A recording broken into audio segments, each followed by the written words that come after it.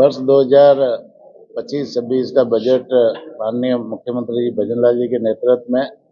वित्त मंत्री दिया कुमारी जी ने सदन में पेश किया और बजट में माननीय मुख्यमंत्री जी ने सभी वर्गों को समाहित करते हुए और ये एक अभूतपूर्व बजट पेश किया है। समाज के अंतिम छोर पे जो गरीब से गरीब व्यक्ति बैठा है उन तक राजस्थान सरकार की योजनाओं का फायदा कैसे मिले, उनके लिए नई योजनाएं, स्वीकृत कई योजनाएं इन्होंने घोषणा भी की है। किसानों का सशक्तिकरण कैसे हो, किसानों की आर्थिक स्थिति मजबूत कैसे हो, पशुपालकों की आर्थिक स्थिति कैसे मजबूत हो, महिलाओं का सशक्तिकरण कैसे हो और युवाओं को ज़्यादा से ज़्यादा रोजगार कैसे मिले, इस दिशा में माननीय मुख्यमंत्री जी ने और सभी विभागों में उनको मजबूती कैसे मिले, चाहे शिक्षा हो, चिकित्सा हो, सड़कों का मामला हो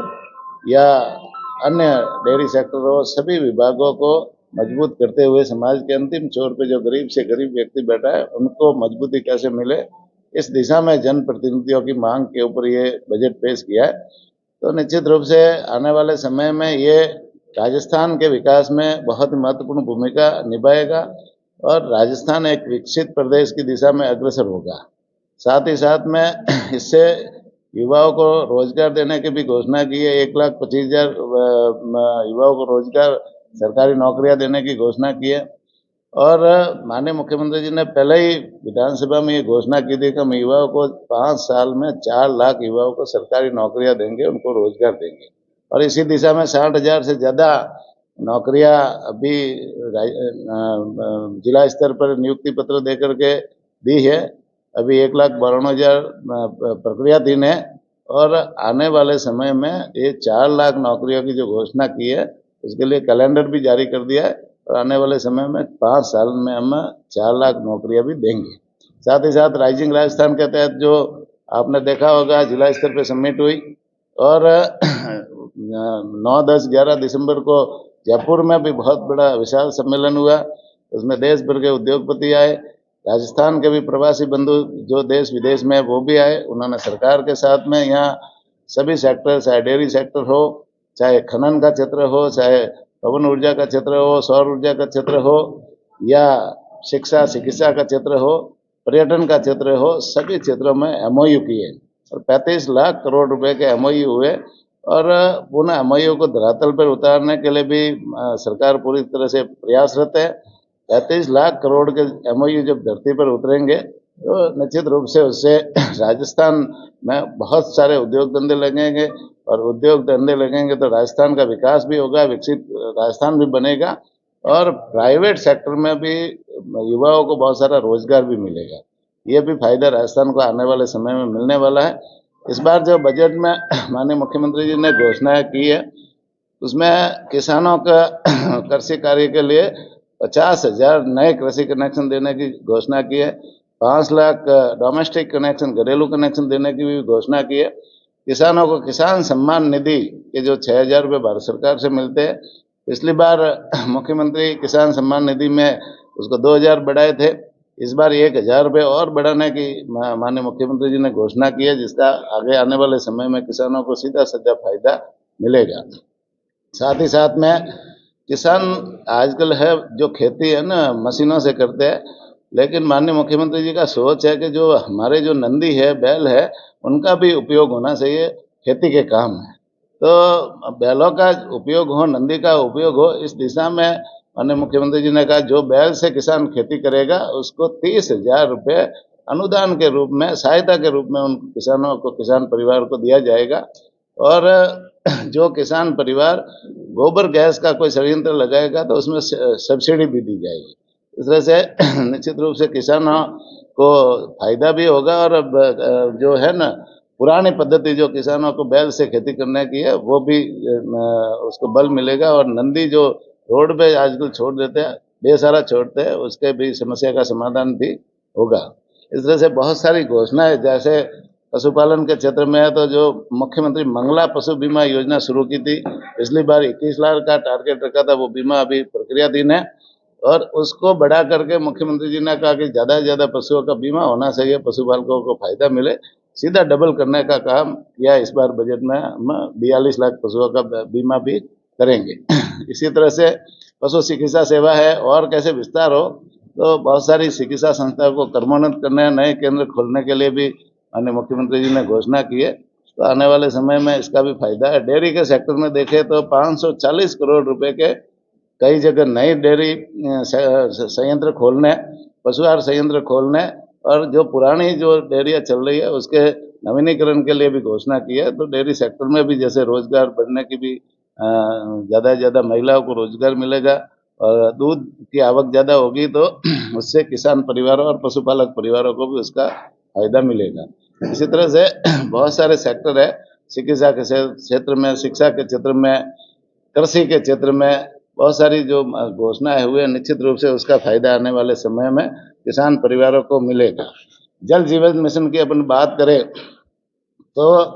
जल जीवन मिशन में भारत सरकार ने माननीय नरेंद्र मोदी जी के नेतृत्व में एक बहुत ही महत्वाकांक्षा योजना शुरू की थी। और उस योजना में ये है कि हर घर में नल के माध्यम से पानी देना, चाहे रेगिस्तान राजस्थान का थार एरिया हो, चाहे उत्तराखंड का पहाड़ी एरिया हो, या देश भर के जितने राज्य है, सभी जगह नल के माध्यम से पानी देने की योजना है। तो उस योजना में राजस्थान सरकार को पिछली बार भारत सरकार ने 27,000 करोड़ रुपए दिए थे, लेकिन पिछली सरकार ने लापरवाही की और उस योजना को मतलब नहीं लिया, और उसमें 27,000 करोड़ में से सिर्फ 8,000 करोड़ रुपए वो राजस्थान सरकार खर्च कर पाई, जिससे जो गरीब परिवारों को या जो समाज के अंतिम छोर पे व्यक्ति बैठा है उनको पानी मिलना चाहिए था, वो पानी नहीं मिला। तो अभी माननीय मुख्यमंत्री जी ने माननीय प्रधानमंत्री से निवेदन किया कि भाई इस योजना को जो जिसकी समय सीमा खत्म हो चुकी है उसे वापस बढ़ाया जाए। तो प्रधानमंत्री जी ने उसकी सीमा बढ़ा दी है, 2028 तक वो जल जीवन मिशन की योजना को बढ़ा दिया, जिससे अब राजस्थान में जितनी भी योजना अधूरी पड़ी है या नई जो जो गांव वंचित रहे उनको भी योजना बना करके हम उसको पूरा कराएंगे और हर घर में नल के माध्यम से पानी पहुंचाने की कार्रवाई हम निश्चित रूप से आने वाले समय में करेंगे। शहरी जो जल जीवन मिशन योजना अमृत 2 वो भी बीच में जो शुरू थी वो भी बंद हो गई थी। अब शहरी अमृत 2 जल जीवन योजना मुख्यमंत्री जल योजना के नाम से शुरू की है, और जिन जिन शहरों में जहाँ जहाँ आवश्यकता है वहाँ पर पानी की टंकियाँ बनाना, वहाँ पर पाइपलाइन डालना, वहाँ पर घर घर में कनेक्शन देना, ये भी उस योजना के तहत निश्चित रूप से ये काम किया जाएगा। अभी जो मुख्यमंत्री निःशुल्क बिजली योजना के तहत जिनको बिजली 100 यूनिट फ्री मिलती थी उनको बढ़ा करके 150 यूनिट करने का माननीय मुख्यमंत्री जी ने इस बजट में घोषणा की है। और उसमें उस परिवार को जो है पीएम सूर्य घर योजना के तहत उनके घर के ऊपर पीएम सूर्य घर योजना की वो सौर ऊर्जा लाइट लगेगी और उसका कनेक्शन होगा और वो निःशुल्क बिजली 150 यूनिट तक उस परिवार को मिलेगी। तो इससे भी उस परिवार को आने वाले समय में फायदा मिलेगा। ईआरसीपी जैसी योजना जो पूरे राजस्थान की बहुत ही महत्वाकांक्षी योजना है, उसको अभी राम सेतु लिंक योजना के नाम से माननीय प्रधानमंत्री जी ने उसका शिलान्यास किया था। तो आने वाले समय में ईआरसीपी का 15 राज्यों को फायदा मिलेगा। और अपने जो पश्चिमी राजस्थान है, माही बांध से पानी लाना और उत्तरी पूर्वी राजस्थान है, उसके लिए भी बहुत सारी योजना भी जैसे बन रही है। तो आने वाले समय उसका भी फायदा निश्चित रूप से मिलेगा। 5,000 से ऊपर की जो आबादी वाले गांव हैं वहाँ पर अटल प्रगति पत्र है वो बनाए जाएंगे। पिछले बजट में घोषणा 10,000 से ऊपर वाले गांवों की थी, और इस बार जो 5,000 से ऊपर वाले गांव हैं उनमें अटल प्रगति पत्र जो है सीसी सड़क बनेगी, जिससे गांवों में जो सड़कों की जो कमी है वो उसकी भी पूर्ति भी होगी। पंच गौरव योजना में भी माननीय मुख्यमंत्री जी ने 550 करोड़ की घोषणा की है। तो ये पंच गौरव योजना भी आगे बढ़े और इसका फायदा भी मिले। साथ ही साथ में जो ये थार एरिया है, मरुस्थल एरिया है, इन जिलों को विकसित करने के लिए 150 करोड़ रुपए की एक्स्ट्रा घोषणा की है। तो निश्चित रूप से इन जिलों को जैसे बालोतरा, जैसलमेर, बाड़मेर, ये जो बीकानेर, इन जिलों के लिए वो स्पेशल है, उसका फायदा आने वाले समय में मिलेगा। स्वामित्व योजना में जो पट्टे बन रहे हैं उसको बढ़ा करके 2 लाख पट्टे बनाने की घोषणा की है। तो आने वाले समय में जो समाज के अंतिम छोर पे गरीब से गरीब व्यक्ति बैठा है, जिनके पट्टे लंबे समय से नहीं बन रहा है, उनके भी पट्टे बनाने की कार्रवाई होगी, तो उसका फायदा भी आने वाले समय में मिलेगा। देवस्थान विभाग में जो हम सीनियर सिटीजन को विभिन्न देश भर के देवस्थानों की यात्रा कराते हैं, उसमें 30,000 यात्रियों को हम रेलवे से यात्रा कराते थे। माननीय मुख्यमंत्री जी ने कहा कि ज़्यादा उसको टारगेट को बढ़ाया जाए, और उन्होंने 30,000 का सीधा 50,000 करने का निर्णय लिया है, जिसे 50,000 यात्रियों को हम रेलवे से यात्रा कराएंगे और 6,000 यात्रियों को हम हवाई जहाज से यात्रा कराएंगे। इस तरह से इस योजना को भी विस्तार देने का काम माननीय मुख्यमंत्री जी ने किया। सनातन संस्कृति कैसे मजबूत हो, इस दिशा में भी माननीय मुख्यमंत्री जी ने पिछले बजट घोषणा में भी 47 के आसपास मंदिरों को विकास करने की घोषणा की थी। इस बार भी माननीय मुख्यमंत्री जी ने 45 राजस्थान भर के जो 45 मंदिर है, उन मंदिरों में कॉरिडोर बनाना, उन मंदिरों को विकसित करना, उन मंदिरों में सुविधाएं विकसित करना,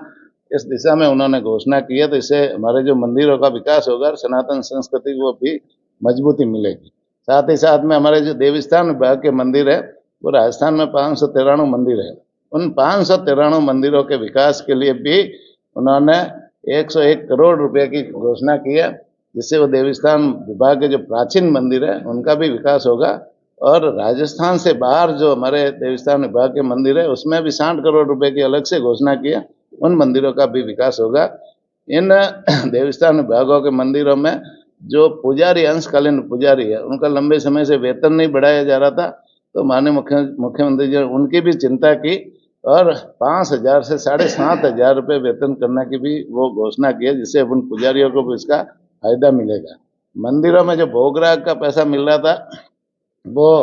लंबे समय से उन मंदिरों में 1,500 रुपये मिल रहा था, तो उसको सीधा डबल करके 3,000 रुपये करने की घोषणा की है, जिससे उन पूजा मंदिरों में भी उसका लाभ उसका आने वाले समय में मिलेगा। और निश्चित रूप से ये जो बहुत सारी घोषणा है, हर ऐसा कोई सेक्टर, ऐसा कोई विभाग नहीं छोड़ा और ऐसा कोई वर्ग है माननीय मुख्यमंत्री जी ने नहीं छोड़ा है। सबके विकास के लिए माननीय मुख्यमंत्री जी ने एक शानदार बजट पेश किया। आप लोगों ने देखा होगा 6 महीने पहले ही बजट पेश हुआ था, वो भी ऐतिहासिक बजट था, और उसके क्रियान्वयन के लिए हम सभी प्रभारी मंत्रियों को हर जिला स्तर पर बार बार हम लोग आए और उनके क्रियान्वयन की प्रक्रिया की, जिससे आज जैसे बजट में देखे तो पिछली जो है घोषणाएं, उनमें से 60-70% से ज़्यादा क्रियान्वित हो चुकी है। बाकी भी प्रक्रिया दिन है, उसको भी है मार्च अप्रैल में, इसका मार्च तक उसको भी पूरा करेंगे। और ये जो बजट है, अभी तो बजट पास भी नहीं हुआ है, लेकिन उन्होंने माननीय मुख्यमंत्री जी ने हम सबको निर्देश दिया कि आप जिला स्तर पर जाओ और वहाँ जा करके इन जो घोषणाएं हुई है उनकी समीक्षा करो, और समीक्षा करके उनकी क्रियान्वित प्रॉपर तरीके से कैसे हो, तो इस दिशा में माननीय मुख्यमंत्री जी की सोच है